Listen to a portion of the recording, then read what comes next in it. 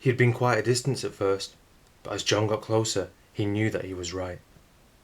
And when he got there and was standing over the man on the ground, he saw the man's face was twisted in terror.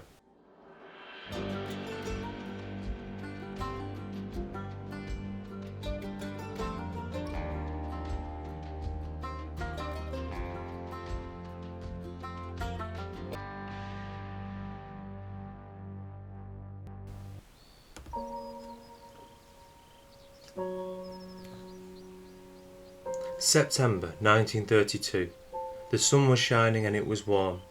4 friends had been hiking all day, laughing and joking as they walked, and the German shepherd bounced along in the heather, giving chase to any of the small birds that might break cover when she got too close.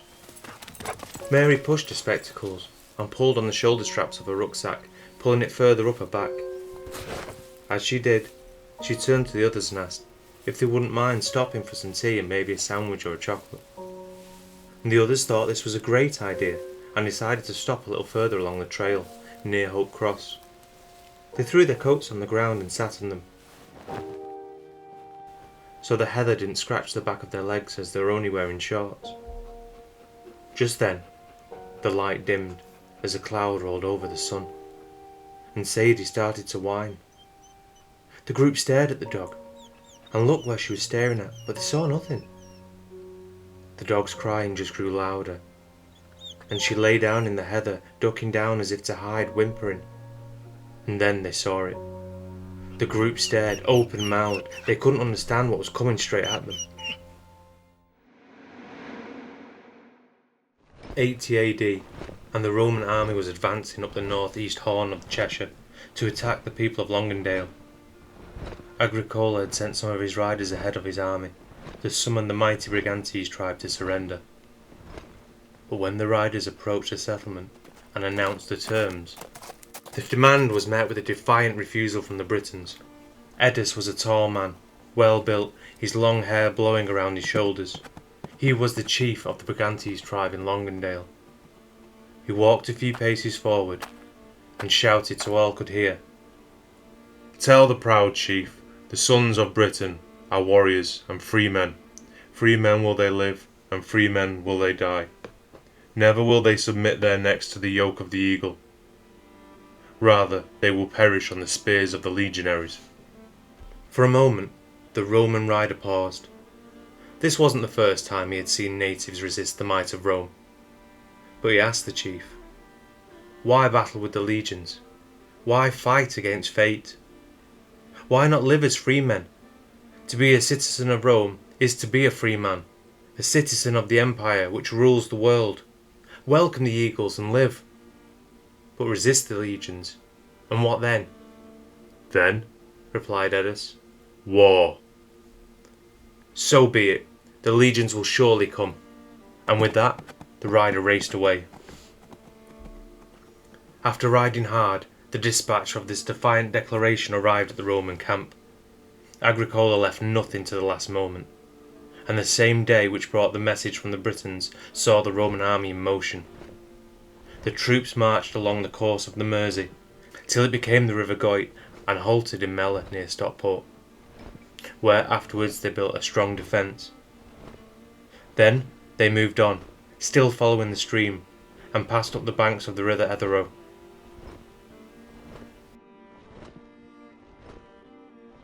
Until the great basin of the Coombs Valley lay before them. Meanwhile, while the Romans had marched to confront them, the Britons had sent out their kin, racing over the heather-covered hills into what are now the counties of Lancashire, Yorkshire and Derbyshire. Through thick forest, risking attacks by wolves and bears to deliver a war message from Edus, the chief, rallying all the nearby Brigante warriors to battle. With the coming danger, the Brigantes joined with the Cornavi, a neighbouring tribe, to offer a united front against the common enemy. And for days leading up to the arrival of the Roman army, there was a great massing of warriors, racing to arrive before the attackers. But as night fell, the Roman army could be seen drawing closer, and the men that had already arrived would have to be enough. Night fell, and the forests of Longondale were full of painted fierce warriors moving in the direction of Coombs Rocks high up on the hill. Silently, the warriors filed away, and as they got ready to rest, they sat around campfires, singing and telling stories. And as dawn broke, the native Britons were gathered upon the level summit of Coombs, which runs a crescent shape around the northern end of the valley, and commands the whole land beneath, giving it an unmatched view of the surrounding landscape.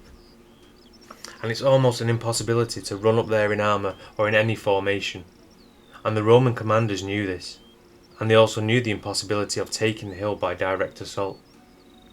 The Roman general, determined to seek some easier path to the summit, he moved his men to the right, and worked his way up the gentler slopes round Ludworth, reaching the high ground which stands level with the crest of Coombs. Here, gathering his men in battle formations, he prepared for a final assault upon the British line.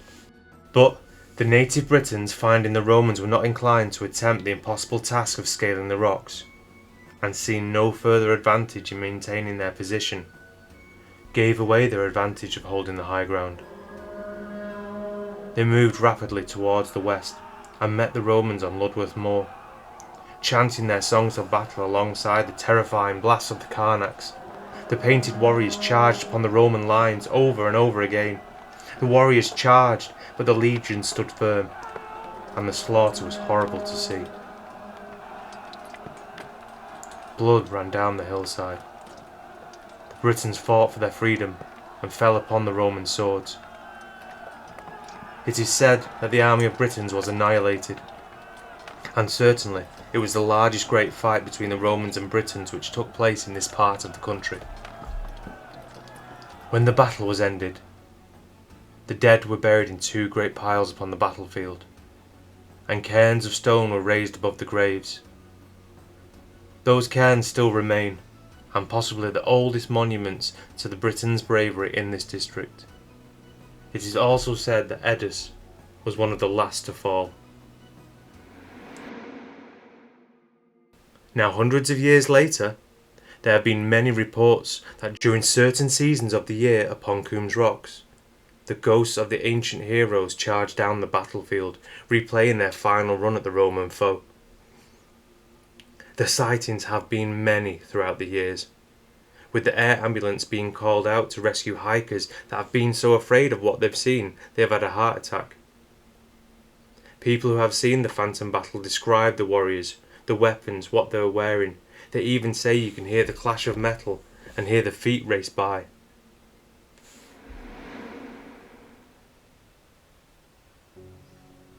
Well, that'll about do it today.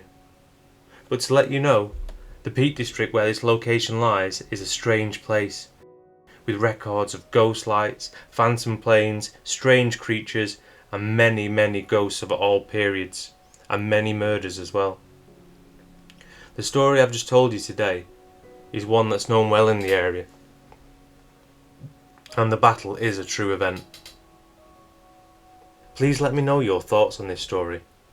If you think it's a case like Culloden, where people report seeing the battle play out over and over again, or you think it's just wild tales made up by people trying to reason why they got into difficulty on their hike. But if you're new here, don't forget to like and subscribe. That'll about do it. Take care.